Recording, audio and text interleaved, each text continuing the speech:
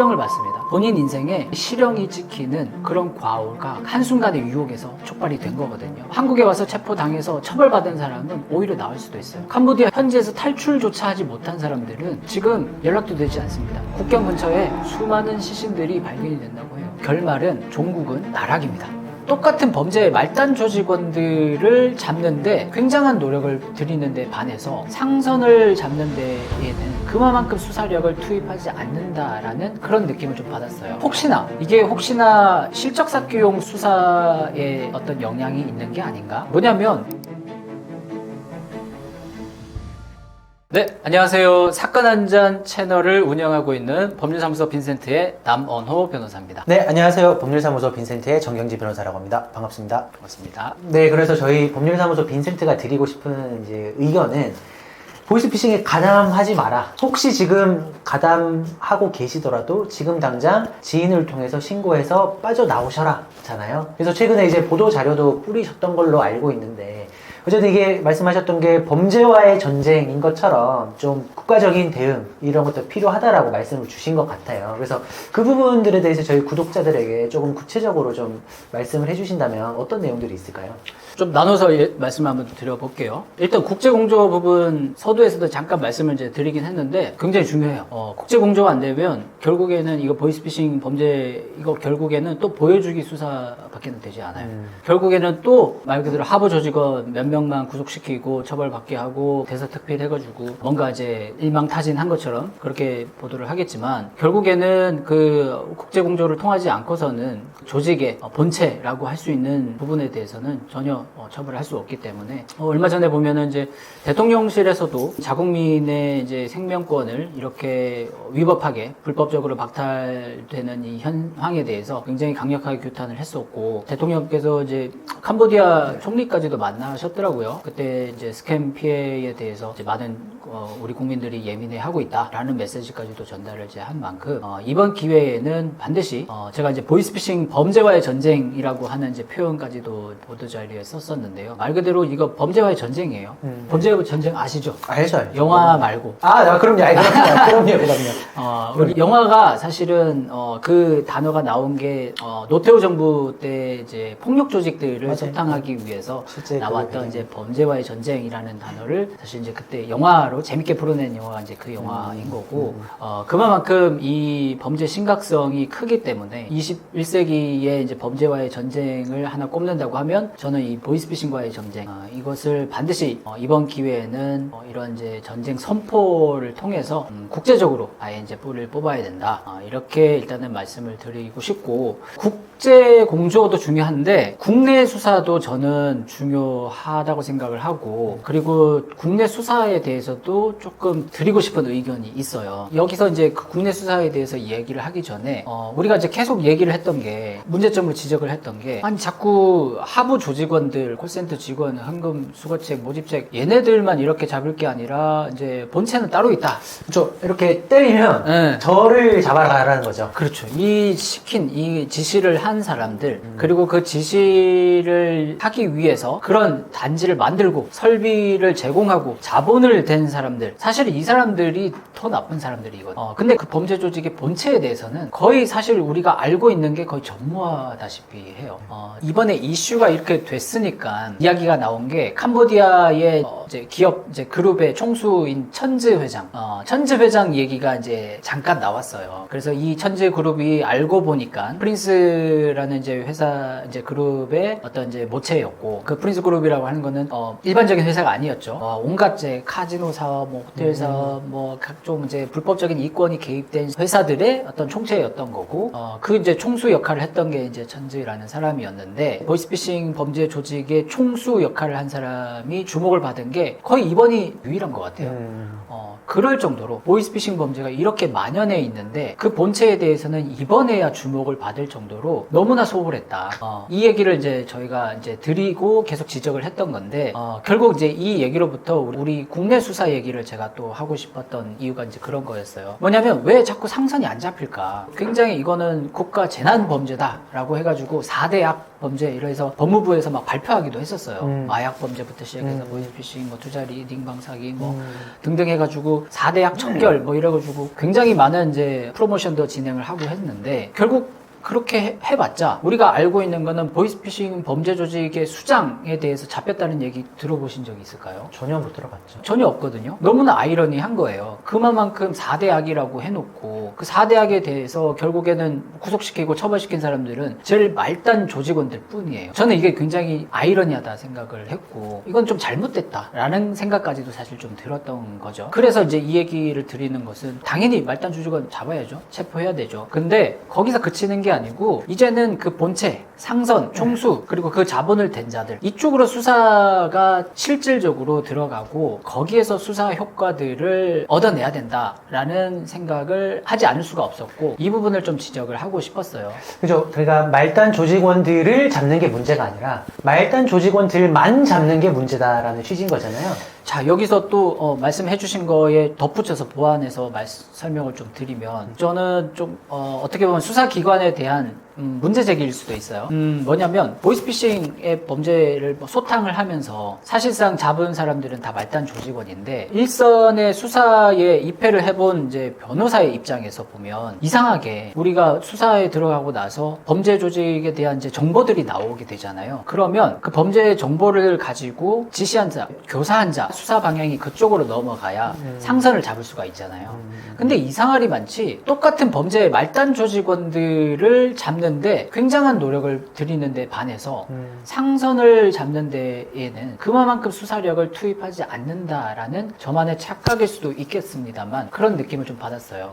근데 그 이면에는 또 하나 생각이 들었던 거는 혹시나 그러면 안 되겠지만 이게 혹시나 실적사기용 수사에 어떤 영향이 있는 게 아닌가 하는 의혹을 가질 수도 있었습니다. 뭐냐면 말 그대로 이 보이스피싱 4대 범죄, 4대 악 척결하는데 굉장히 이제 국가적 관심이 높았었고 그러면 수사기관 입장에서도 이런 4대 악 범죄를 수사 실적을 올리는 건 너무 중요하겠죠. 그런데 혹여나 그런 수사 실적에 너무나 혈안이 된 나머지 본질적으로는 이 상선을 잡고 그 배후에 있는 세력에 대한 수사로 방향이 틀어져야 되는데 그게 아니라 지금 눈앞에 급급한 수사 실적으로서 말단 조직원들을 체포하고 구속시키고 처벌받게 하는 것에 그거에 조금 더 주안점을 뒀던 것이 아닌가 하는 굉장히 개인적인 경험에서 생각이 이제 들었던 부분이 있어서 아니겠지만 혹여라도 그런 수사 관행이 있다고 하면 이번 기회에는 그런 국내 수사 관행에도 반드시 변화가 있어야 된다 이런 말씀을 좀 드리고 싶었어요.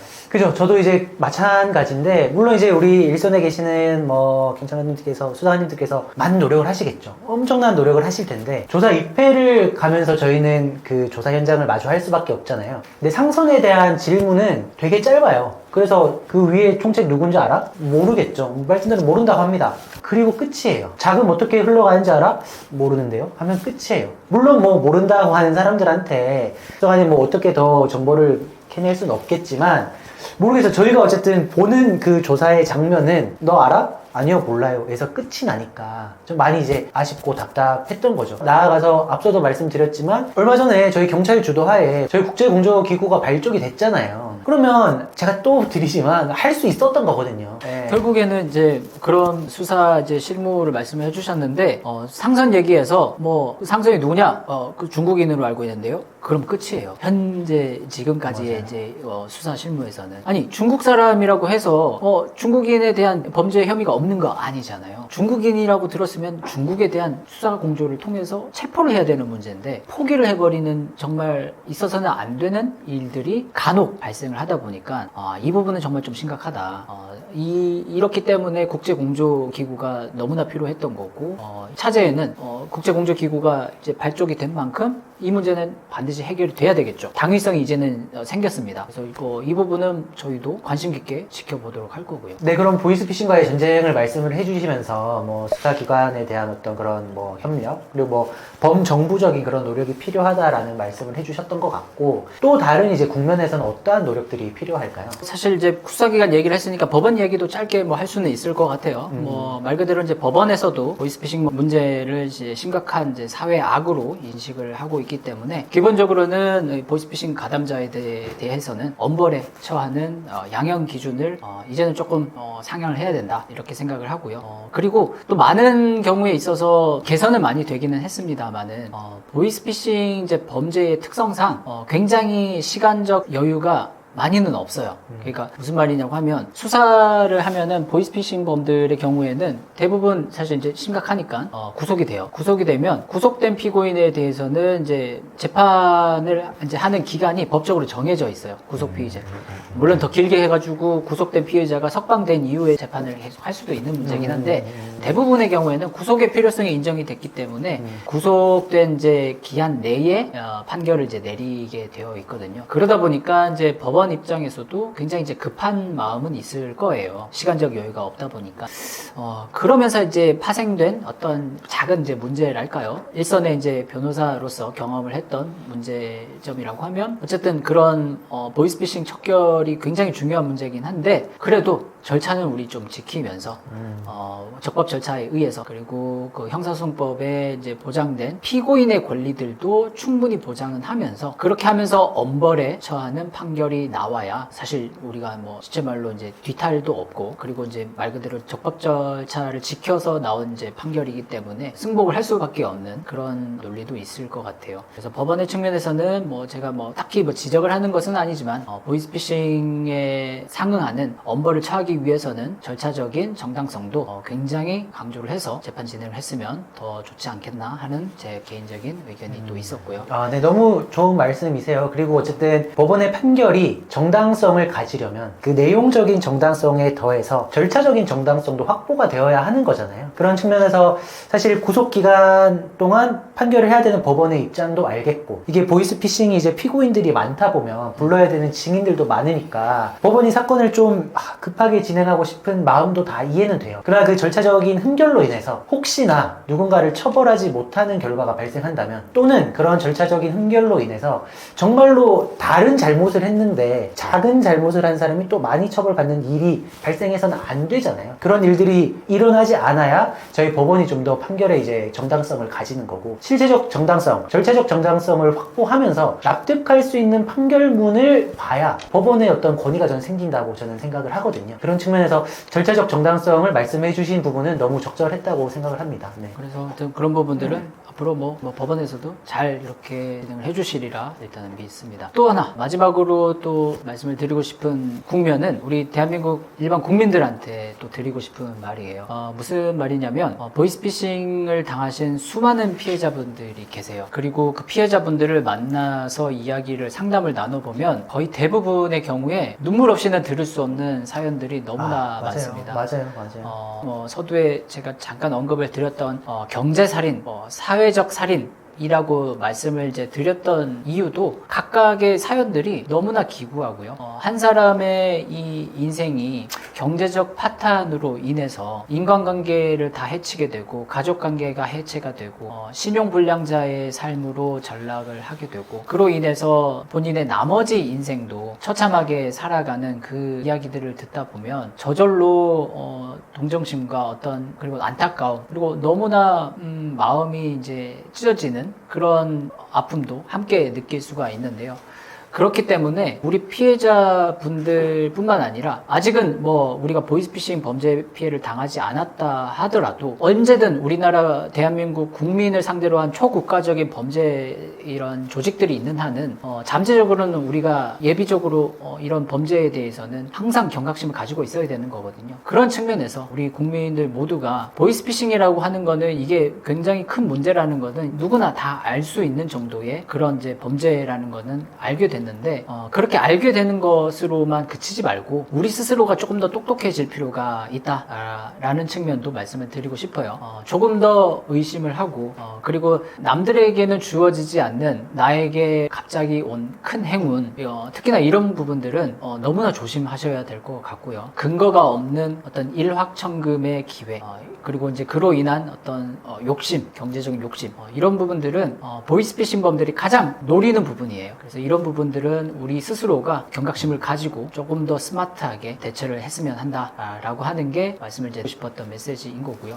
그리고 피해자뿐만 아니라 보이스피싱에 혹시라도 가담을 하거나 가담을 하려고 생각을 해봤던 분들한테 드리고 싶은 말씀이에요. 보이스피싱은 이래나 저래나 결말은 종국은 거의 나락입니다. 절대로 보이스피싱의 끝은 좋은 결말이 있을 수가 없습니다. 우리가 실제로 사건 사고로 겪어본 수많은 가해자들이 처음에는 본인들 나름대로는 계산을 하고 단기간에 많은 이익을 받을 수 있겠다라고 하는 짧은 생각을 하고 갔지만은 결과적으로 그렇게 가담했던 자들 대부분이 형사적 처벌을 받았고 그것도 벌금형 집행유예 아니에요. 실형을 받습니다. 본인 인생에 금고 이상의 실형이 찍히는 그런 과오가 한순간의 유혹에서 촉발이 된 거거든요. 그리고 더 심각하게는 한국에 와서 체포당해서 처벌받은 사람은 오히려 나을 수도 있어요. 캄보디아 현지 또는 캄보디아 아닌 또 다른 국가가 될 수도 있어요. 현지에서 탈출조차 하지 못한 사람들은 지금 연락도 되지 않습니다. 그리고 일각의 제보에 따르면 국경 근처에 수많은 시신들이 발견이 된다고 해요. 아니길 바라지만 우리가 그 정도로 이 보이스피싱 범죄의 말로는 우리가 생각도 할 수 없는 상상조차 할 수 없는 끔찍한 결말이 기다리고 있다라고 보시면 되기 때문에 혹시라도 그런 유혹을 당하신 분이나 호기심이라도 가지시는 분들은 없으시길 제가 당부를 드리고 싶고요. 그래서 피해자든 가해자든 보이스피싱은 절대로 우리 국민 모두가 경각심을 가져야 되는 범죄다라고 말씀을 드리고 싶습니다. 요즘 그 캄보디아 사건으로 되게 막 떠들썩한데요. 네. 그 남 변호사님께서는 이 사건을 좀 1년 전쯤부터 미리 알고 계셨다고 제가 들었거든요. 네, 맞습니다. 제가 이제 1년 전쯤에 우연한 기회로 인스타 이제 DM이라고 하죠. DM을 이제 모르는 분으로부터 이제 받게 됐는데 그 내용이 조금 이상했어요. 어떤 내용이었냐면 본인이 이제 캄보디아로 돈을 벌러 갔는데 빠져나올 수가 없다는 이제 내용이었어요. 빠져나올 수가 없다. 네, 좀 이상하잖아요. 그러니까요. 그래서 아니 빠져나올 수 없다 이게 무슨 말일까 싶어서 더 읽어봤더니 본인이 솔직히 얘기를 해서 처음에는 이게 범죄 조직까지 보이스피싱 조직인지를 모르고 가서 그냥 코인 관련해서 큰 돈을 벌 수 있다는 뭐 어떤 알바 이런 거를 시켜주겠다고 해서 가게 됐고 그 안에서 실제로 이제 갔더니 그 코인과 관련한 어떤 이제 일이 아니었고 말 그대로 이제 로맨스 스캠을 하는 이제 범죄 단체였다는 거죠. 근데 본인이 그걸 알면서도 그 안에 분위기상 굉장히 강압적이고 처음엔 잘해줬는데 점점 더 이제 강압적이게 변했고 심지어는 그 안에 나가지도 못하게 하고 담배 피려고 하고 화장실 가는 것도 통제를 하면서 아예 이제 거의 감금시키다시피 로맨스 스캠의 도구로 이제 사용하는 상황이 되어버렸고 네. 뭐 나가는 걸 생각조차 할 수 없었던 게 밖에 총든 사람이 있었다. 그리고 그 안에서 모든 행동들은 CCTV로 다 감시가 되고 있었기 때문에 본인이 이제 나갈 수가 없게 됐는데 한국 경찰에 신고를 해달라라는 거였죠. 여기서 탈출을 하고 싶은데 탈출을 할 수가 없으니 일단 그런 내용으로 첫 DM을 받게 됐었어요. 뭔가 상황상 직접적으로 신고하기는 어려웠기 때문에 좀 대신 신고를 해달라는 요청을 했던 것 같은데요. 근데 이제 아까 뭐 CCTV 같은 것들도 말씀을 해주셨고 그 내부 분위기를 좀 어떻게 묘사를 하던가요, 당시? 또 짧은 이제 DM이었기 때문에 뭐 정확한 묘사는 아니었겠지만 여러 가지 이제 표현해 주신 어떤 내용들을 종합을 해보면 그 안에는 말 그대로 뭐 이런 이제 방이었다고 해요. 어떤 이제 뭐 사무실도 아니었고 어떤 방 같은 데다가 사람들을 이제 빽빽하게 집어넣어 놓고 그 안에서 이제 컴퓨터를 가지고 말 그대로 이제 어플을 통한 이제 로맨스 스캠을 하는 이제 시스템이었다고 하고요. 본인의 모니터, 그러니까 자기의 담당자가 사용하고 있는 모니터를 뒤에서는 다 감시 카메라 CCTV로 비추고 있고 심지어 거기서 조금 저항을 하다가 이제 이를 저항을 하는 이제 방식으로 좀 찍힌 소위 이제 찍힌 사람들의 경우에는 수갑까지도 차고 의자에서 손도 못 대도록 그런 상황에 거의 뭐 감금 상태였다라고 보시면 될 것 같아요. 그래서 실제로 이런 이야기를 들었을 때 저는 사실 처음 이런 이야기를 전해 들었을 때 아니 무슨 지금 이태평 성대 무슨 말이냐 사실 믿기지 않았거든요. 저는 그래서 뭐 모범택시나 이런 이제 드라마 같은 걸 이제 뭐 상영할 때도 뭐 팩션이다 어느 정도 팩트 팩트에 기반한 그런 이제 드라마다라고 하고 이제 방영을 했던 걸로 알고 있는데, 저는 보면서 저게 뭐냐, 어떻게 이런 일이 저렇게 일어날 수 있다는 거냐, 이런 생각들을 했어요. 그래서 지금 그 구독자 여러분들도 남원호 변호사님께서 말씀하시는 것에 대해서 저게 어떻게 저런 일이 있겠어 하실 수 있는데, 제가 그래서 그 판결문을 하나 가져왔거든요. 저희가 이제 직접 수행했던 사건이죠. 그래서 이 사건에서 판결문에 이제 찍혀 나왔다는 거는 경찰의 수사가 있었고, 검찰의 또다시 2차 수사가 있었고, 법원의 사실 확인까지 맞춰진 상태인 거잖아요. 그래서 법원 판결문에 이제 어떻게 찍혀 있냐면, 사무실 건물 입구에는 현지인 경비원 5명이 총을 들고 경계를 서게 하여서 내외로부터의 침입 및 이탈을 방지하고, 사무실에 출입을 하기 위해서는 출입증 카드를 들고 셀카를 찍어서 중국인 관리자에게 보내고, 그 관리자가 입구에 있는 경비원에게 인증하도록 해서 이제 출입을 또 통제를 했고, 그 평소에 이제 각자 정한 가명을 사용하면서 서로 이제 알지 못하게 하고, 조직원의 컴퓨터를 이제 뭘 하는지 본다는 거죠. 모니터를 비추는 CCTV를 설치하여서 감시하였다. 이 내용이 지금 판결문에 그대로 적시가 되어 있거든요. 제가 받았던 DM 내용하고 상당 부분 일치를 하네요. 그러니까요. 실제 판결에서도. 실제로 이제 보이스피싱 범죄 단체가 이렇게까지 이제 진화를 했고, 이런 식의 어떤 뭐 흘러나오는 소문이 아니라 이게 진짜 실존하는, 확인된 사실이네요. 실제 하는 일이라는 거죠. 그 당시에 이제 DM을 받고 나서 그럼 신고를 어떻게 하셨는지 그런 부분들도 좀 궁금하거든요. 이어서 이제 말씀을 조금 드려볼게요. 그분께서는 이제 사실상 저에게 도움을 요청하신 거였죠.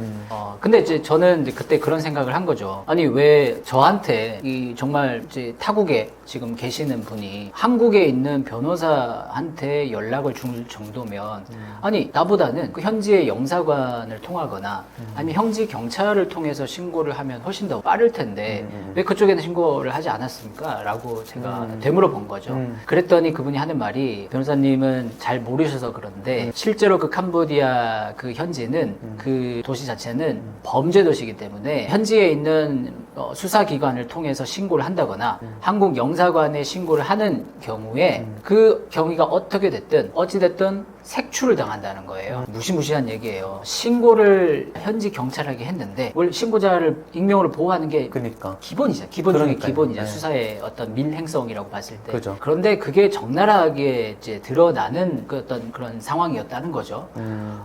그 이해가 갔어요. 이렇기 때문에 현지에서 신고하는 거는 생각도 못 했겠구나. 그래서 저한테까지 DM을 줬던 거죠.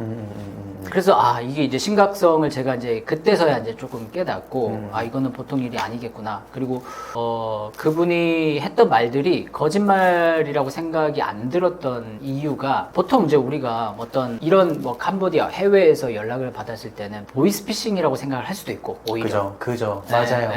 오히려 뭐 또 다른 스캔 사기인가? 라는 어떤 의문을 가질 수도 있고요. 그죠. 뭐 또는 뭐 제가 이제 조금 알려져 있다 보니까 장난으로 이렇게 DM 하시는 분일 수도 있겠다라는 생각을 했었었는데, 그렇지 않았던 거는 이제 상당히 구체적인 진술이었고, 제가 알고 있던 해외의 보이스피싱 범죄 조직의 수법하고도 너무나 일치를 했기 때문에 이 진술은 좀 신빙성이 있다라는 생각을 그때 하게 됐던 것 같아요. 그래서 뭐 조금 더 말씀을 드려보면, 실제로 그래서 저는 신고를 해주려고 했어요. 어떻게든 이제 한국 경찰을 통해서라도 수사가 들어간다고 하면 어쨌든 현지에서 신고를 하는 것보다는 안전할 테니까. 그럴 수 있겠죠. 네. 그래서 실제로 이제 뭐 신고를 해주려고 했고, 근데 뭐 생각해 보면 우리가 신고를 하려고 해도 무작정 누가 DM 왔는데요, 뭐 캄보디아에 갇혀 있대요, 좀 구해주십시오, 이렇게 할 수는 없잖아요.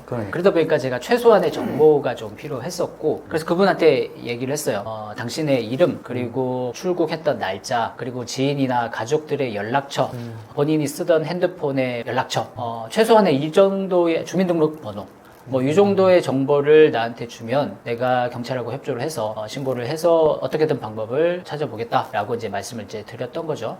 근데 여기서 좀 안타까운 점은, 이제 얘기를 할 때 이 정보를 달라고 얘기를 하면서 제가 했던 얘기는, 어쨌든 지금 DM 님께서 주신 이 DM은 솔직히 일반 회사가 아니고 보이스피싱의 범죄 조직을 다니시면서 주신 것 같은데, 한국에 오시면 수사받고 형사처벌 받으실 거는 감수하셔야 된다라는 얘기를 이제 드렸던 거예요. 네네. 근데 그 부분 때문이었을까요? 그 이후에 그분께서는 본인도 이거는 큰 결정이니까 생각을 해보고 연락을 주겠다라고 해놓고 연락을 주지를 않았어요.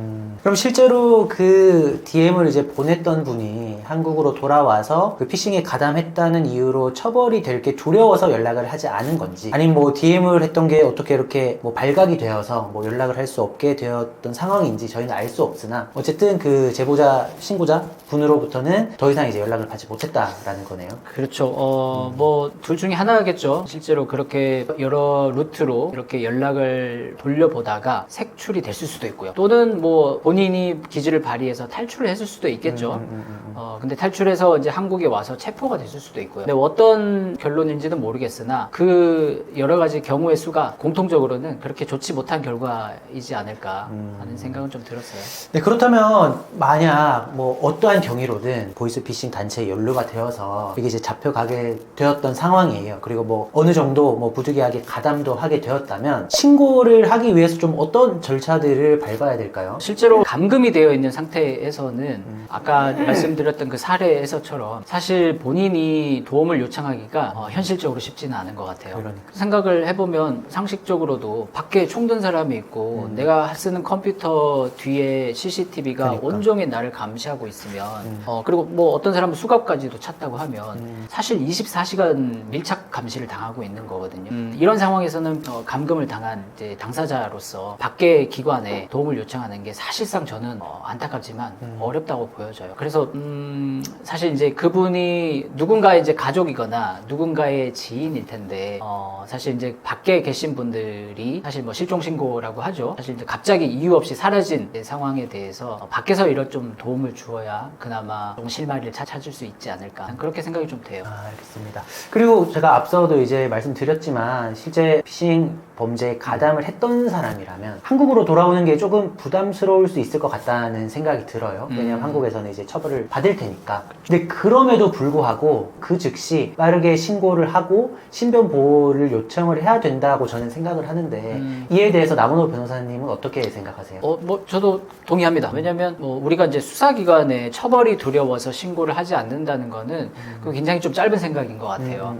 아니 본인이 당장 미래에 어떻게 될지 불확실한 미래에 있으면서 이 형사 처벌 받을 것이 두려워서 본인의 바로 어떻게 될지 모르는 본인의 불확실한 미래에 본인을 던져놓는다.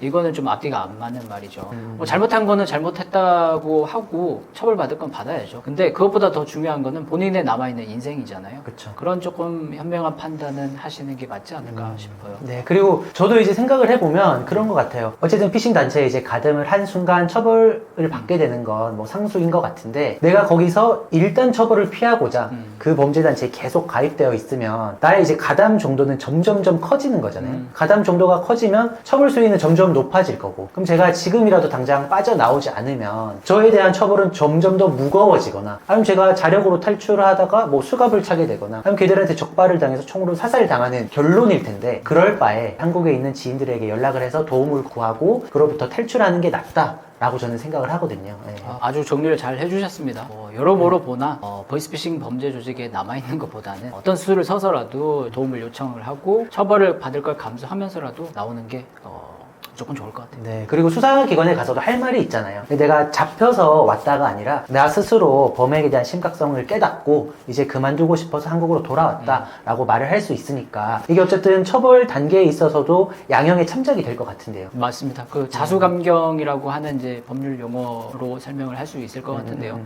자수감경이라고 하는 건 아주 대표적인 법률적인 이제 감경 사유이기 때문에 그런 것도 법률적 포인트가 있을 것 같습니다. 네, 그래서 만약 지금 가담하고 있으신 분이 혹시나 있으시다면 지금이라도 당장 지인들을 통해서 도움을 요청하는 게 저는 가장 좋을 것 같다는 생각이 들거든요. 행동하십시오. 지금 바로 신고하세요.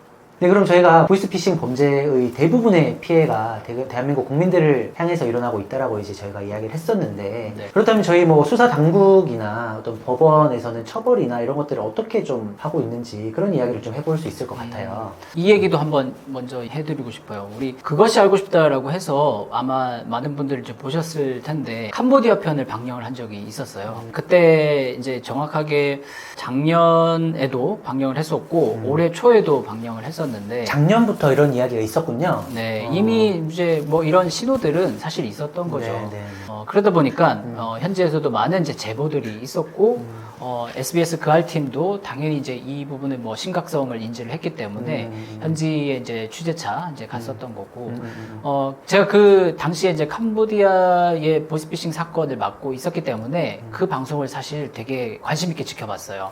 김상중 MC께서 하시는 이제 그것이 알고 싶다를 이제 굉장히 오랜만에 저도 봤는데 인상 깊게 본 거는 캄보디아 지도를 딱 띄워주시면서 캄보디아 안에 각 도시에 범죄 단지의 현황을 띄워주더라고요. 도시마다 잔지들이 있고 그 현황을 뿌릴 만큼 엄청 많았나 보네요. 우리가 이제 캄보디아 지도가 있으면은 그 이제 푸놈펜이라고 하죠. 수도에 이제 많은 이제 범죄하는 가해자들 단지들이 이제 있는 것으로 알았는데 사실은 푸놈펜뿐만 아니었어요. 알고 보니까 그와 가까운 이제 바벳이라고 하는 지역도 있었고 얼마 전에 뉴스에 나왔던 시아누쿠빌도 그 안에 포함이 돼 있었고 또 그뿐만 아니라 그 남쪽 부분인데 그 남쪽 부분뿐만 아니라 북쪽에서도 포이펫이라고 하는 지방도 있고 거의 이제 그 관광지가 중심이 된 원래는 캄보디아가 이제 관광지가 유명한 도시들만 유명했는데 관광지가 아닌 도시들의 이름이 막 튀어나오기 시작하는 거예요. 그 말은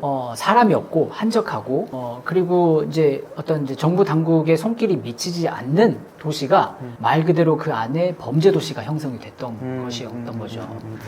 그러면서 이 캄보디아 안에서 이게 단속이 이루어지면은 그 도시마다 있는 범죄 단지가 대거 이동을 하는 장면도 포착을 해서 방영을 해주더라고요. 그 말은 뭐냐면 캄보디아 안에서 수사가 뜬다라는 단속 정보가 뜨면 그 안에 범죄 단지에 있는 사람들이 뭐 실제로 단속을 당해가지고 체포를 당하고 처벌을 받는 게 아니고 이 사람들이 미리 그 정보를 취득을 해서 범죄 단지가 그대로 주변국들로 그리고 캄보디아 안에서 이제 다른 또 한적한 도시로 이동하고 이렇게 그냥 조직적으로 이 수사 정보가 새어 나와서 회피를 하는 것들이 그 장면들이 나오더라고요.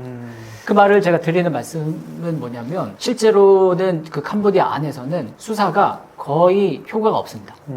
특히나 아까 우리가 논의를 했던 그 캄보디아 범죄 보이스피싱 범죄 조직 안에는 여러 가지 계급이 존재를 하는데 실질적으로 단속이 되고 조사를 받고 처벌을 받는 사람들은 거의 하부 조직들.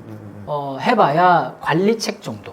요 정도 선에서만 수사가 되고 처벌이 되고 있지 실제로 그 윗단계 총책이라든지 또는 그 총책에 자본을 대고 있는 돈줄 이 부분에 대해서는 사실상 수사의 어떤 효과가 전무하다시피 이루어지지 않고 있는 게 현황이었어요. 그도 그럴 것이 저희도 이제 제보를 받은 내용 중에 이제 하나였는데 현지에서는 거의 이 범죄 단지 이제 범죄 조직은 정부의 고위층과 결탁이 돼 있기 때문에 현지에서도 어떤 수사력이 거의 미칠 수가 없는 상황이라는 거죠. 대부분의 경우에 현지 경찰로부터 오히려 보호를 받고 있고 뇌물을 받고 그리고 유명 정치인과 유명 고위층의 어떤 비호를 받고 있고 또 하나의 충격적인 제보에 따르면은 범죄 단지에서 이루어지는 그 어마어마한 표현하지만 생산 활동, 그 수익 활동의 대부분의 수익 중 일부는 오히려 그 고위층과 결탁이 되어 있는 자본 세력들과 손을 잡고 거의 이제 협업을 하고 있는 수준이었어요. 그러다 보니까 이게 실질적으로 수사가 들어간다고 하더라도 그냥 그 현지에서만 탈출해서 잠깐 그 수사 기간 동안 다른 단지로 넘어가 있다가 단속 이제 프로그램이 철회가 됐다라고 하면 그대로 다시 들어와서 똑같은 짓을 계속하는 거예요. 이게 거의 일상적으로 그 역사적으로 반복이 됐던 것이고 그 반복된 역사가 끊일 어떤 기미가 안 보였던 거죠. 그 차에 그러던 이제 상황이었기 때문에 이번에도 저희 이제 법률사무소 빈센트 이름으로 보도자료를 배포를 했을 때 그 내용을 굉장히 강조한 것처럼 이거는 하나의 나라의 개별적인 국가의 개별적인 대응으로는 사실상 잡을 수가 없는 문제였던 거예요. 그쵸. 필연적으로 이 한 국가뿐만 아니라 주변 인접국들 그리고 나아가서는 세계의 리더격인 이제 국가들과 사실상 거의 수사 공조를 해야만 사실은 그 뿌리를 발본색원을 할 수가 있고 실질적으로 책임이 있는 자들 그리고 그 범죄 조직에 돈줄을 댄 자들 이렇게 위에서 이렇게 내려오면서 수사를 할 수가 있는 것이기 때문에 저희도 그런 국제 공조, 수사 공조 TF팀 발족을 너무나 강하게 해야 된다라는 이제 의견을 밝혔고 저희가 보도자료 배포한 다음 날 공교롭게도 TF팀이 이제 발족을 한다는 보도가 나왔습니다. 그래서 뭐 캄보디아뿐만 아니라 필리핀, 태국, 라오스, 싱가포르, 미국도 있고요. 아랍에미레이트, 카타르 등등이 참여하는 그런 이제 국제 공조 시스템을 협의체를 발족을 한다라는 뉴스가 이제 보도가 됐었고 사실은 이제서야 저는 제대로 된 이 보이스피싱을 말 그대로 뿌리를 뽑을 수 있는 그런 수사 시스템이 이제서야 가동이 되는 게 아닌가 하는 생각이 들고 또 지켜봐야 될 것 같아요. 이렇게 TF팀이 발족을 하는 것만이 능사는 아니잖아요. 실질적으로 그 국제 공조를 통해서 그 범죄 조직에 대한 어떤 정보들이 공유가 되고 각 나라마다 그런 수사 인력들이 자유롭게 파견이 되고 그리고 수사 행위를 또 할 수가 있어야 되는 거고요. 그쵸. 그렇게 해야만 아마 제대로 된 대응을 할 수가 있고 실제로 처벌까지도 이어지지 않을까 하는 생각이 좀 드네요. 그러니까 이게 저는 좀 그런 생각이 들어요. 가령 남 변호사님과 제가 이제 다투고 있는 상황에서 제가 남 변호사님 손을 잡고 남 변호사님 때렸어요. 그러면 누구 잘못이에요? 제 잘못이잖아요. 제 잘못은 아니죠. 제 잘못인데 이때까지의 수사들은 이 남 변호사님의 주먹에 포커스가 맞춰져 있었던 것 같아요. 그러니까 지시를 내리는 사람은 여기 있는데 윗단에 있는데 그 지시에 따른 사람들에 대한 수사만 너무 이루어졌던 것 같고 이제서야 국제적인 공조를 하면서 본체 남은호 변호사님을 때린 제가 때리고 싶어서 계속 반복하는 것은 아니고요. 남은호 변호사님 때린 힘이 많이 들어간 것 같은데 본체에 대한 수사가 이제야 시작되는 것 같아서 어떤 측면으로는 다행이라는 생각도 들지만 또 어떤 측면으로는 할 수 있었는데 얼마 전에 그 국제공조협의체가 발족이 됐잖아요. 그 말은 한 달 전에도 할 수 있었던 거고 1년 전에도 할 수 있었던 거고 5년 전에도 할 수 있었던 거예요. 근데 그걸 하지 않고 이제서야 했다는 게 조금 뭐 아쉬운 마음은 들고 그것이 정말 실효적으로 이루어질지 그런 것도 이제 지켜봐야겠죠. 말씀을 뭐 너무 잘 지적을 해주셨는데 보이스피싱 문제는 사실 초국가적인 범죄 문제가 된 지 어제 오늘 일은 아니었어요. 이미 뭐 수년 전부터 이런 문제 제기가 되어 왔었던 거고 수많은 제 피해자들이 양산이 되어 가고 있었고 심지어는 지금 그 캄보디아 국경 쪽에 가면은 제가 좀 말씀드리기도 진짜 너무 참혹할 정도인데 그런 시신들이 수두룩하대요. 쌓여 있대요. 그게 신원을 알 수 없는 그런 시신들이 쌓여 있다고 하고 그게 다 뭐겠습니까? 결국에는 그 하부 조직원들의 희생 또는 이제 그 범죄로 인한 파생적인 추가적인 범죄들 아니겠어요? 이런 상황은 이게 어제 오늘이 아니기 때문에 이제는 지금 이렇게 이번 기회에 이런 이슈가 돼서 국제 공조까지 하는 마당이라고 하면 이번 기회에는 말 그대로 보이스피싱 범죄와의 전쟁을 선포해서 좀 뿌리 뽑을 수 있게 실질적인 어떤 수사가 이루어졌으면 좋겠다라는 생각이 있습니다. 그렇게 해서 수사를 진행을 만약에 이제 시켰어요. 그러면 이제 법원에서 관련자들을 이제 뭐 법대에 세워야 될 거잖아요. 그쵸. 처벌을 하겠죠. 세우고 실제로는 처벌을 해야 되는데 이 보이스피싱에 대한 처벌 적어도 한국에서는 이 보이스피싱에 대한 처벌의 역사가 어느 정도 이제 판례 경향이라든지 이렇게 쌓여왔던 것 같은데 변호사님 보시기에는 한국의 처벌 수위 또는 한국에서 처벌하고 있는 뭐 법리적인 쟁점 이런 것들은 좀 어떤 것들이 있을까요? 일단 처벌 수위에 대해서 말씀을 드리면 높아지긴 했어요. 높아지긴 했는데 이것도 여전히 마찬가지 의문이에요. 왜 이제야 높아졌을까 하는 의문은 있는 거고 왜냐하면 보이스피싱이 이제서야 일어나고 있는 신흥 범죄가 아니잖아요. 그 이전부터 우리 모두는 알고 있었어요. 우리 모두는 알고 있었고 피해자들은 피해를 호소하고 있었고 그런데 과거에는 좀 외면받고 있다가 그래도 법원이 이제 전형적으로 좀 태도를 이제 변경하면서 뭐 처벌 수위가 많이 올라간 부분은 있어요. 다행히도. 그런데 이제 처벌 수위가 올라간 게 능사인가 하면 저는 좀 아니라는 생각은 드는 게 왜냐면 사실 잡아야 될 본체는 아직 잡지 못하고 있거든요. 그래서 제가 또 반복하지만 남성님이 때렸어요. 저를 잡아야 되는데 지금 얘들이 막 4년, 5년, 7년 이렇게 처벌받고 있는 거거든요. 물론 이들도 잘못을 했죠. 이들도 잘못을 했는데 과연 이들을 강하게 처벌하는 것이 능사일까? 물론 법원에서는 그런 메시지를 보내는 것 같아요. 가담만 하면 너희들 최소 4년 때려 맞는다. 너희들 미필적 고의라고 해도 우리가 다 처벌할 거야. 이런 메시지를 법원이 주는 것 같기는 해요. 근데 과연 법원이 그런 메시지를 주는 기관인가, 그런 기관이어야 하는가에 대해서 저는 조금 의문이 있거든요. 법원은 어쨌든 그 사안을 구체적으로 판단하고 개별적 구체적으로 판단해서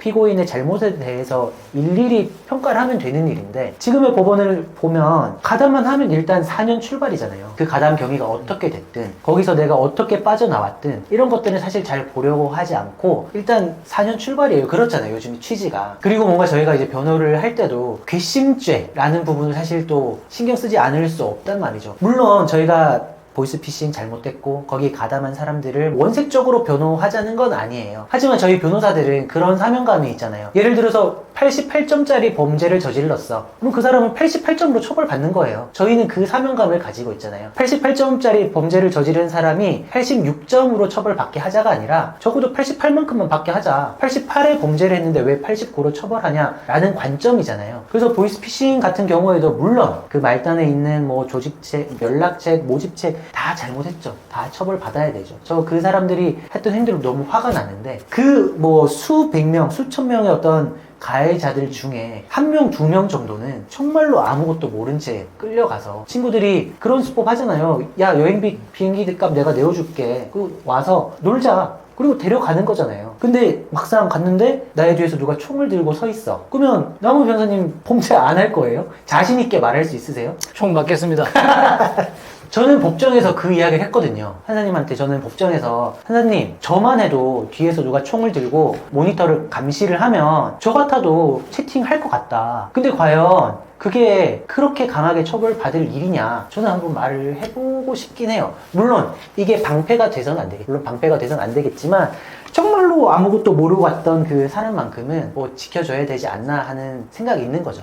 이 부분은 뭐 너무나 이제 조심스러운 얘기이기도 하고, 그죠? 네. 그리고 실질적으로 그렇게 강요에 의한 이제 행위를 기존에 우리 법에서도 강요된 행위는 사실 이제 형사적 책임을 묻지 않는 이제 그런 법리도 있기는 합니다. 근데 그럼에도 불구하고 지금까지의 보이스피싱 범죄에 드러난 이제 정황들의 경우에는, 대부분의 경우에는 사실 그런 강요된 행위로 보기에는 어려운 경우들이 많고, 그죠. 그래서 실질적으로는 이제 가해자로서 처벌을 받기 때문에 맞아요. 혹여라도 뭐 그런 강요된 행위로 내가 빠져나올 수 있다라는 이제 헛된 희망을 품고 가볍게 생각하시는 분들이 있다고 하면 그거는 절대 안 될 일이기 때문에 그런 일이 거의 벌어지지 않습니다. 절대로 헛된 희망으로 그렇게 가볍게 생각해서 호기심으로 가담하는 행위조차 절대로 없어야 된다. 이렇게 일단 말씀을 드리고 싶어요. 너무 잘 말씀해 주셨고, 제가 앞에서 이렇게 떠들었는데 사실 저도 이 관점이에요. 이 관점이 예를 들어서 뭐 가해자가 뭐 1000명이 있으면 뭐 999명이 이쪽일 거고, 그래도 이제 그 한 명 정도는 구체적 개별적으로 봐야 되지 않겠냐, 뭐 이제 그런 입장이었던 거고, 어쨌든 법원이 계속 이제 뭐 질문을 해요. 너 정말 몰랐니? 너 해외에서 고수익으로 알바하는 거 인터넷에 치기만 해도 보이스피싱이랑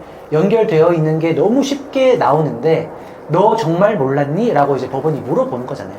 사실 거기 피고인이 할 말은 없어요. 찾아보면 다 나오거든. 친구가 해외에서 야, 돈 쉽게 벌 수 있는데 와라. 근데 돈 대줄게. 야, 쉽게 벌어. 의심을 해야죠. 근데 알고 갔다는 거예요. 법원의 입장에서는. 저도 이제 그 법원의 논리에 대해서 이제 뭐 찬성하는 편이고, 미필적 고의라는 법리가 있잖아요. 확실하게 인지하고 가진 않았지만 어느 정도 내가 알 수 있었던 상태에서 따라간 거잖아요. 그럼 처벌받아야죠. 그들의 행위가 너무 잘못됐고, 아까 말씀드렸지만 피해자들이 입게 되는 피해 규모가 너무 경제적 살인이라고 말씀을 하셨잖아요. 사회에서 거의 사회생활을 거의 못할 정도로 사람을 이제 주저앉히는 일이기 때문에 절대 가담을 하면 안 된다고 저는 생각을 하고 있습니다. 절대로 보이스피싱에 대해서 헛된 어떤 이제 방어 논리를 생각하고 보이스피싱을 가볍게 생각하는 일은 절대로 없어야 된다는 점을 다시 한번 강조를 드리겠습니다.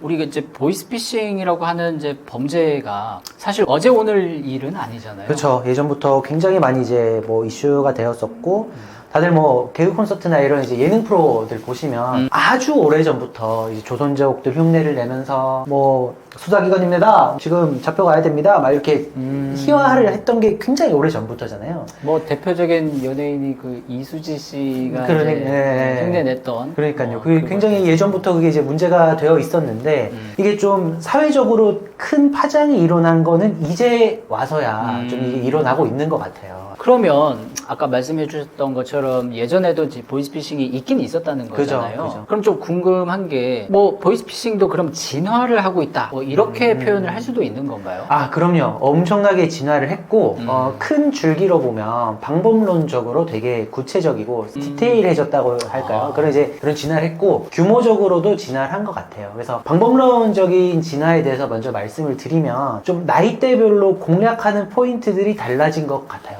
예전에는 그냥 뭐 수사기관에서 뭐 수사 들어가야 되는데 뭐 통장 번호 확인해야 되니까 알려달라 뭐 이런 식의 1차원적인 접근이었다면 지금 좀 나이대를 이렇게 구분을 해서 50대나 60대의 피해자들에 대해서는 뭐 자녀가 사고가 났다라든지 엄마 나 지금 뭐 차 사고 났는데 돈 좀 보내줘 라고 이제 속이는 카톡을 보내든지 아니면 5, 60대들의 그 취약점이 뭐예요? 어플이나 이런 데 익하지 않다는 거잖아요. 그래서 저리에 대출을 해준다는 이제 메시지를 뿌려서 이 링크를 통해서 대출을 해주겠다고 설명을 하고 그 어플을 설치하게 만든 다음에 휴대폰에 있는 내용들을 이제 다 통제를 하기 시작하는 거죠. 그렇게 5, 60대들에게 이제 접근을 하고 3, 40대, 4, 50대들에게는 이제 뭐가 중요할까요? 집을 마련을 해야 되잖아요. 목돈이 필요하고 또 뭐 대출을 많이 일으켜야 되는 그런 상황들이 있는데 뭐 투자 리딩방을 개설을 해서 이렇게 투자하시면 금세 돈을 벌 수 있다. 그래서 지금 모아놓으셨던 돈 투자하셔서 집 살 때 마련하셔라. 그렇게 이제 접근을 하고요. 그리고 20, 30대는 뭐가 관심사겠어요? 연애거든요. 그래서 20, 30대들에게는 이제 로맨스 스캠으로 접근을 해서 뭐 이성의 프로필을 달고 있는 그런 아이디로 연락을 해서 연애 유사 감정을 이제 만든 다음에 돈을 계속 이제 빌려내는. 소개팅 어플에서 많이 보이는 행태가 혹시나 그 행태인가요? 그렇죠. 뭐 소개팅 어플을 제가 쓴 적은 없습니다만 제가 이제 전에 듣기로는 마치 이제 소개팅 어플처럼 어쨌든 익명의 저 사람이 누군지 난 몰라요. 근데 이제 프로필 사진 하나 보고 쪽지가 오는 걸 보고 이제 연락을 시작했다가 뭐 돈을 뭐 빌려주고 목돈을 빌려주고 대출을 해서 빌려주고 그렇게 되는 거죠. 여담입니다만은 뭐 사실 이제 우리 사건 중에서도 사실 소개팅 어플로 사기 로맨스 스캠 사건이 많잖아요. 그러니까요. 네. 대부분 보면은 모르는 사람 또 한 달이 건너서 아는 사람인 것처럼 해서 뭐 이제 가장을 하기로는 프로필 사진도 굉장히 화려한 외모의 어떤 맞아요. 여성분 네, 맞아요. 그리고 뭐 외국 사람인 척이기도 하고 네네. 그렇게 해서 이제 어떤 말 그대로 이제 남녀 관계를 가장해서 맞아요. 연락을 하고 그렇게 해서 발전이 되는 이제 사건인 것 같네요. 네네. 그래서 이제 그런 이제 방법론적으로 그렇게 진화를 했는데 이제 저희가 이제 이런 사건들을 주로 하다 보니까 저희 들려오는 이야기들이 있잖아요. 그래서 제가 진화했다고 생각이 되고 뭐 디테일해졌다. 아까 뭐 세련됐다라는 표현이 뭐 적절하진 않지만 뭐 그렇게 이제 말을 하는 이유가 뭐냐면 피싱 단체들 사이에서도 좀 급이 나눠져 있대요. 그러니까 금융 사기를 하는 애들은 좀 잘 나가는 애들이고 로맨스 스캠을 하는 애들은 이제 막 치고 올라오는 아직 뭐 경험이 많이 없는 좀 하급이라고 해야 되나요? 그렇게 이제 표현을 하더라고요. 사회 연차에 따라서 뭐 맡는 일이 좀 달라지는 약간 그런 그쵸. 느낌처럼요. 그렇죠.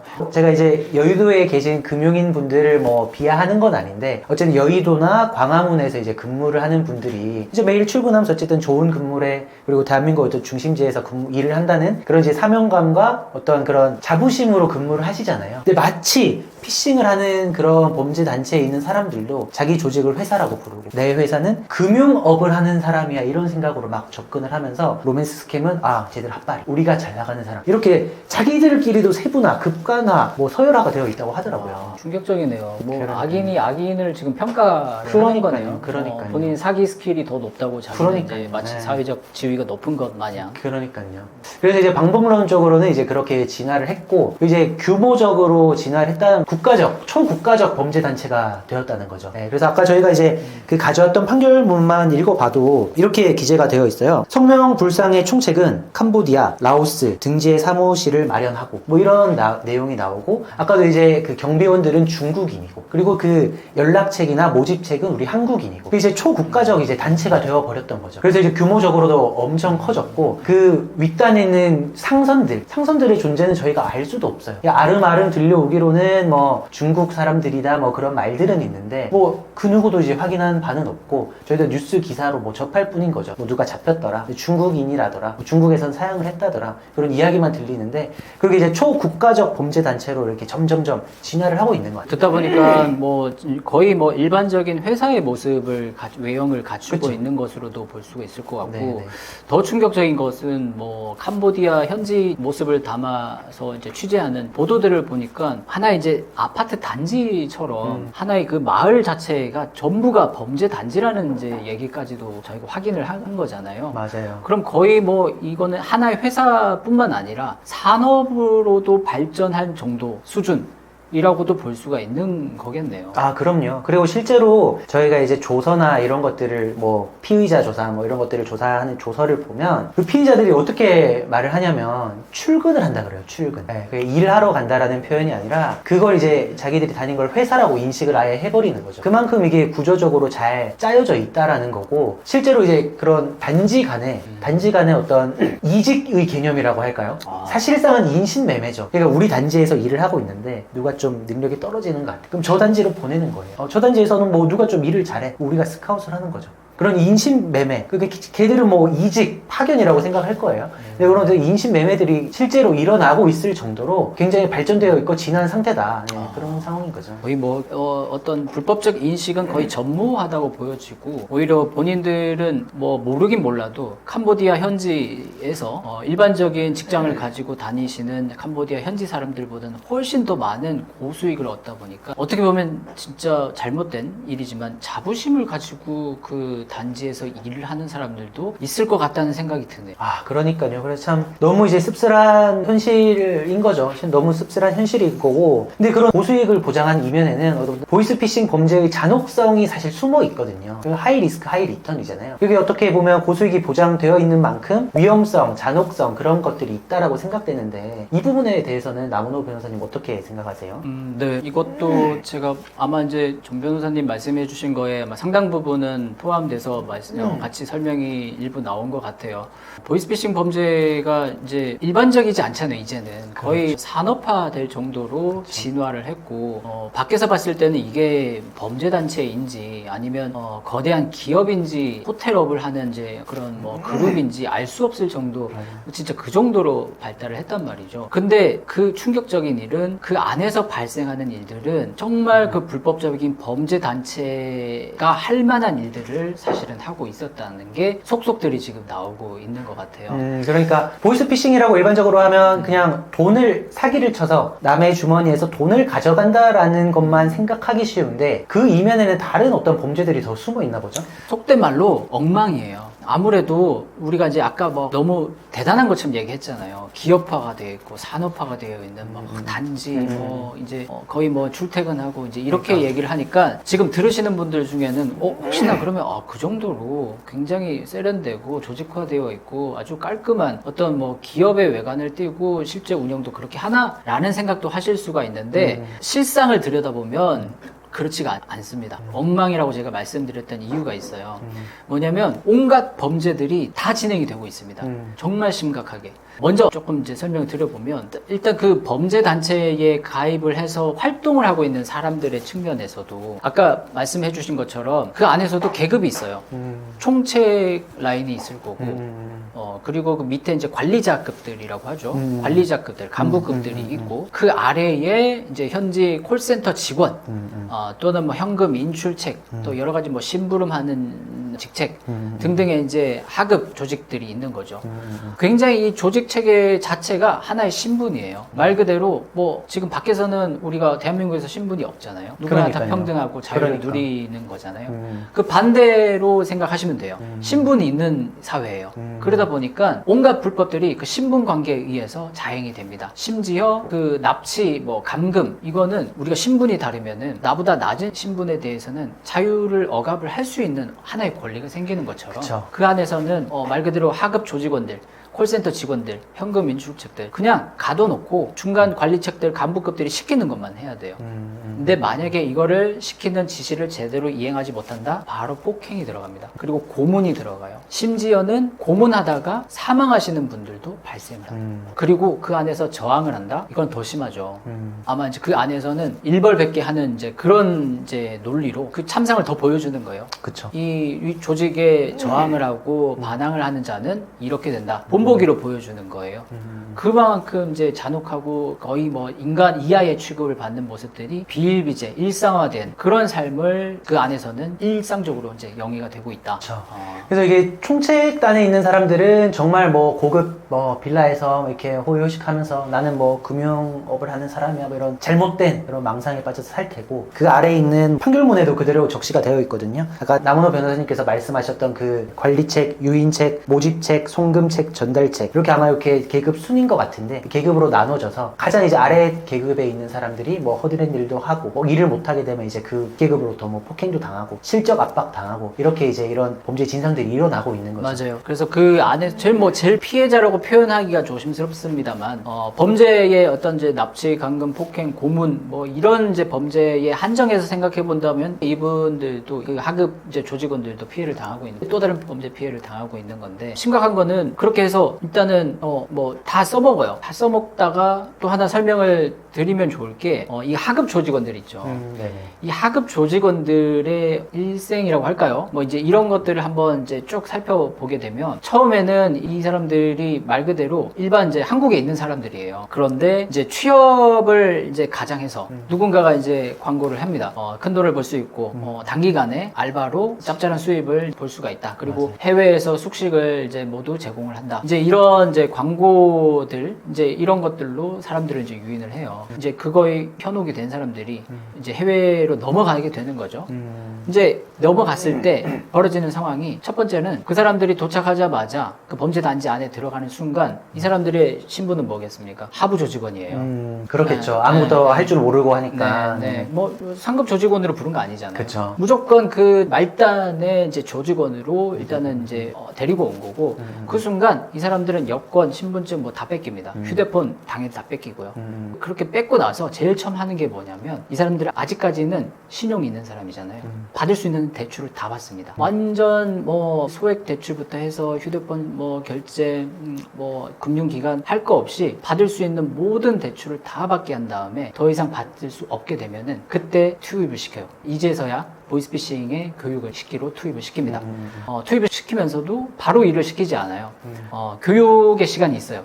그래서 옆에서 이제 다른 조직원들이, 그러니까 선배라고 표현하기는 좀 그렇지만 먼저 이게 잡혀온 사람들, 그 사람들이 이제 일을 하는 것을 옆에서 보게 하고, 그리고 충분히 세뇌를 시킵니다. 이 보이스피싱의 행위를 해야 되는 어떤 이유들, 그리고 하지 않았을 때 받게 되는 벌칙들, 이런 것들로 충분히 공포심과 어떤 회유와 협박으로 세뇌를 시킨 다음에 그때서야 이제 투입을 하는 거거든요. 맞아요. 여기서도 또 갈려요. 태생적으로 보이스피싱 일을 시키면은 잘하는 사람이 있을 거고, 그죠. 못하는 사람이 있을 거잖아요. 그렇겠죠. 잘하는 사람들은 말 그대로 여기서 할 수 있는 일들을 계속 더 줍니다.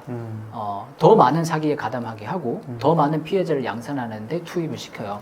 그런데 이 부분에서 따라오지 못하는 사람들 있죠. 그들의 표현에 의하면 이제 능력이 부족하고 실적이 부족한 사람들, 네. 이런 사람들은 아까 말씀하신 것처럼 더 이상 이 범죄 단지에서는 필요가 없는 거예요. 그러면 이 사람들은 대출도 다 받았죠. 뭐 쓸 수 있는 거는 다 써먹었어요. 그러니까요. 일도 못 시켜. 일을 잘 못하니까. 그러면 뭐겠어요? 이 사람들이 그냥 가지고 있는 인간 이하의 노동 가치 또는 그 이하의 가치를 보고 매매를 하는 이제 가치밖에 안 남는 거죠. 더 다른 단지로 아예 보내버린다고. 그렇죠. 그렇게 한다는 그러니까 거죠. 이런 정도인데, 그러니까 나만 알면 되는 거잖아요. 옆 단지에 범죄 단지가 또 있어요.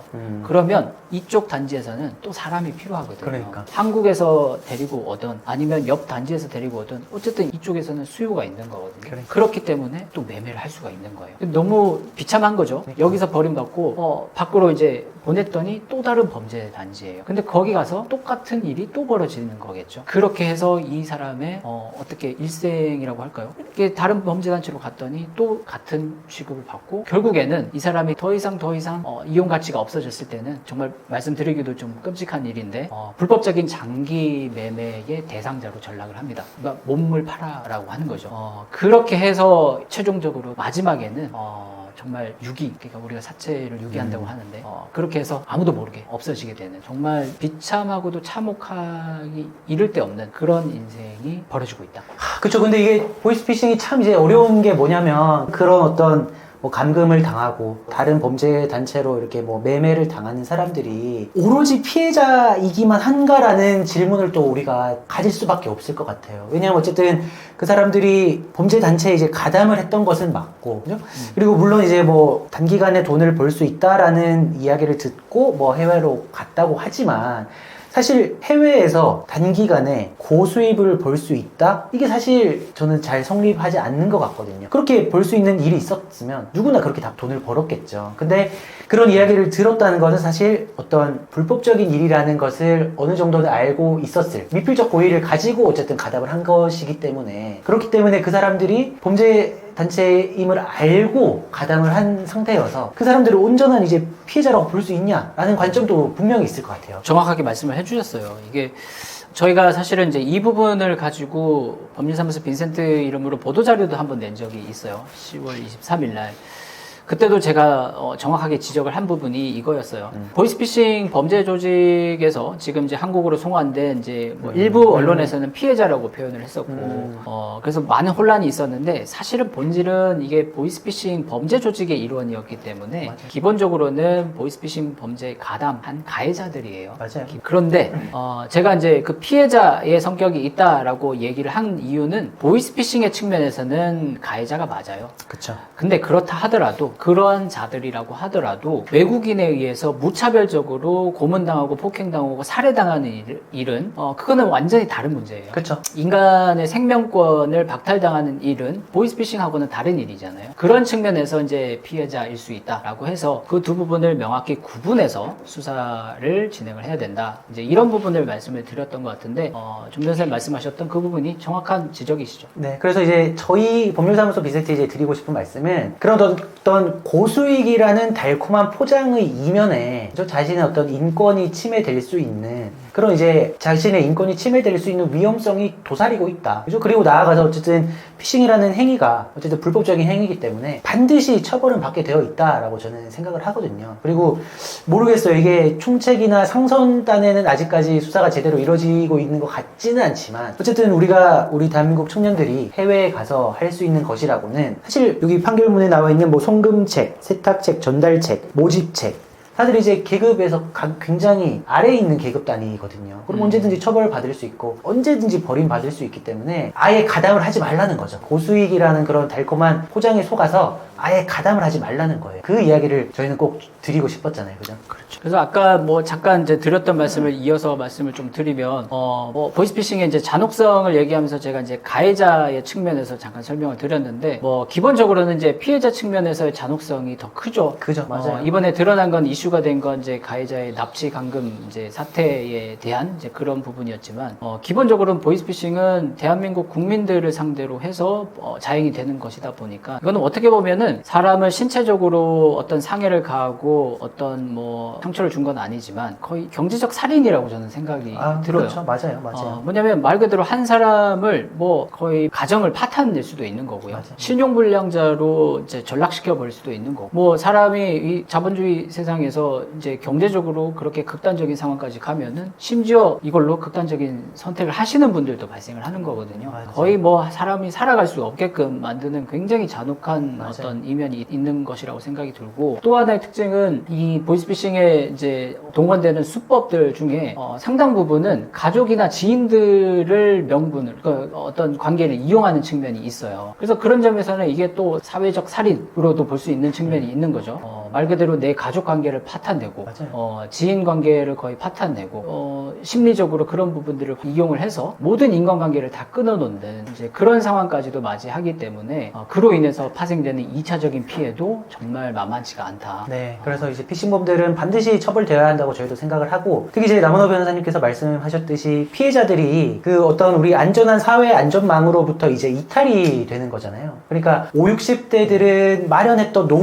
노후자금을 그들에게 이제 편취당한단 말이에요. 그러면 그분들이 이제 앞으로 노후 생활을 어떻게 할 것인지에 대하면 일단 막막하기 때문에 사회생활을 이제 더 이상 할 할 수 없는 거잖아요. 저희가 자본주의 사회인 이상 그 마련해놓은 노후 자금이 없으면 어떻게 살아갈 거예요. 그리고 40대 분들은 이제 가족들과 함께 이제 막 결혼을 해서 뭐 결혼 자금으로 뭐 집을 마련하고 점점 이제 좀 제도권으로 나아가고 있는 상태일 텐데 그 돈을 편취당하는 거잖아요. 그 20, 30대는 로맨스 스캠을 당해서 빚을 진 상태에서 사회로 이제 들어가는 거예요. 그렇다면 그들이 정상적인 사회 궤도에서 생활을 할 수 있겠냐는 거죠. 그 피해자들의 삶이 너무 고통스럽기 때문에 어떤 이제 피싱 자체가 정말 근절되어야 한다고 저희는 생각하고 있잖아요. 생각하면 할수록 너무 비참하고 참혹하다는 생각밖에 그러니까. 들진 않아요. 그러니까.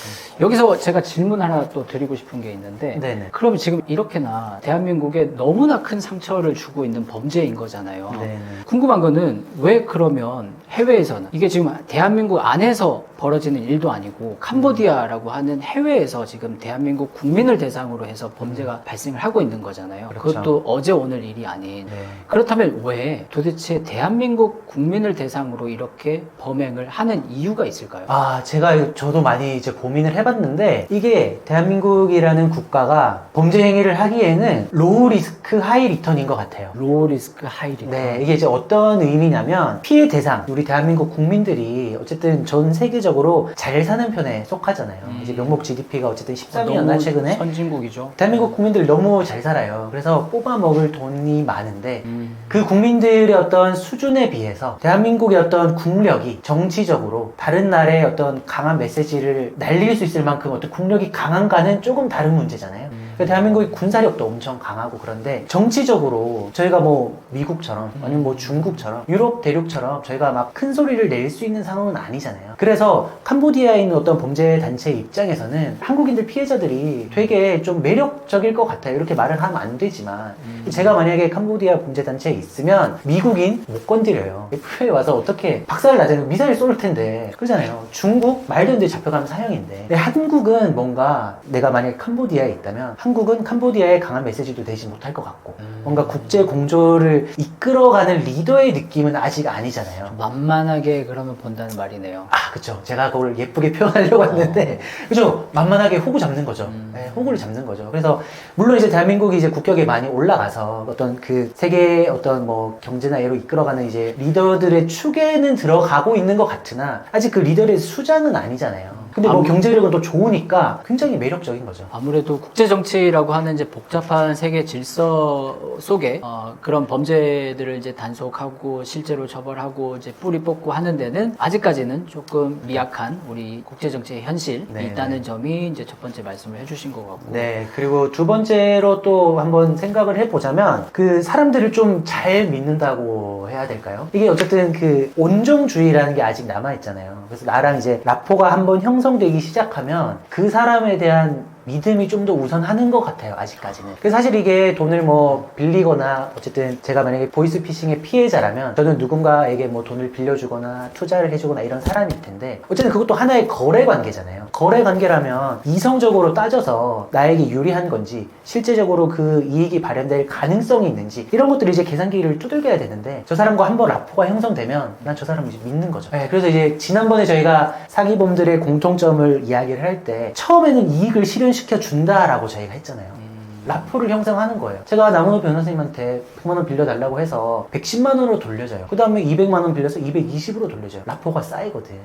220까지 받고 딱 멈추면 되지 않을까? 근데 그게 아니에요. 그 다음에 계속 또 저를 이제 믿게 되는 거죠. 그 거래를 통해서. 내가 저 사람 한번 믿어왔는데, 저 사람 계속 해줄 것 같다는 생각을 하는 거죠. 그리고 이제 온종주의가 좀 섞여 있다 보니까 라포를 한번 형성한 사람에 대한 믿음으로 또 피해가 있는 것 같아요. 실제로 이제 제가 이런 생각을 하게 된 게 뭐냐면, 얼마 전에 저희 공판 다녀왔는데 피해자들께서 직접 출석을 하셨잖아요. 그래서 그때 그 대기업에서 이제 수십 년간 근무하셨던 분이셨는데, 그분이 피해자로 법정에 서 있으셨음에도 불구하고, 가해자 피고인이죠. 법정에서 이제 수갑 차고 있는 그 피고인을 보면서 나 저 친구와 1년 반 동안 연락하면서 계속 믿어왔어. 아직도 나는 이게 현실인지 믿기지가 않는다. 이런 말씀을 하시더라고요. 그게 너무 저는 마음이 아팠거든요. 저희가 같이 이제 방청석에서 그걸 들으면서, 뭐 저희 사건은 아니었지만 그 피해자분께서 말씀을 하시는 걸 보면서 정말로 저분은 성심성의껏 그들을 믿었구나. 그게 이제 어떻게 믿었을 수 있을까 하면은 저는 온정주의가 좀 발현된 건 아닌가 저는 그렇게 생각을 해보는 대한민국 거죠. 사람들이 참 그런 면에서는 순수하고 착한 좀 거죠. 착한 측면이 있는 네, 거네요. 네, 맞습니다. 그리고 또 하나 측면도 있지 않을까요? 우리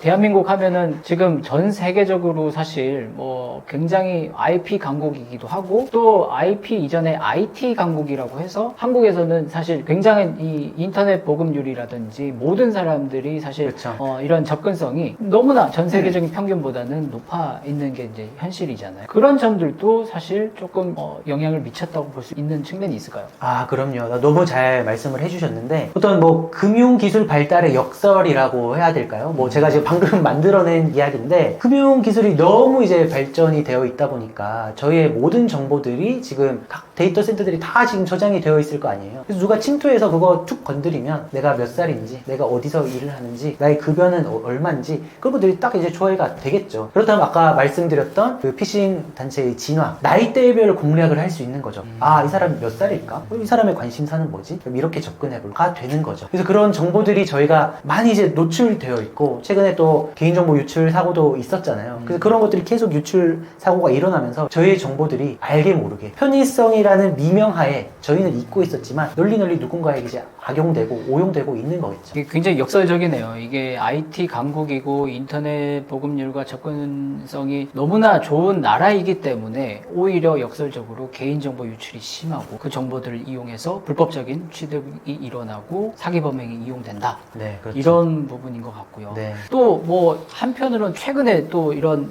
뉴스들을 보면은 이제는 보이스피싱 범죄가 진화하는 이제 최종적인 진화 형태가 아까 말씀해 주셨던 이제 금융 형태를 이제 넘어서서 첨단 기술하고도 이제 결부가 되더라고요.